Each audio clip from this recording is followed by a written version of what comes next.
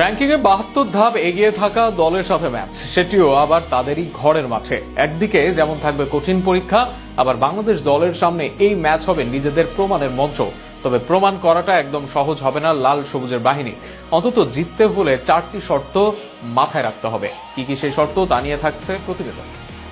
Asian গেমসের বাছাই পর্বের আগের ম্যাচ কাগজে কলমে যা ফ্রেন্ডলি ম্যাচ, তবে ফ্রেন্ডলি হলেও ভিয়েতনামের বিপক্ষে ম্যাচের মাহাত্ম্য কম নয়।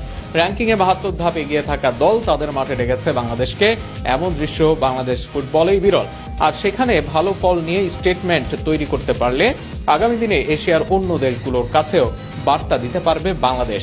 কিন্তু জয় পাওয়া সহজ হবে না বাংলাদেশ দলের। অন্তত 4 শর্ত পূরণ করতে হবে তাদের, যেখানে প্রথম শর্ত থাকবে সঠিক একাদশ নির্বাচন।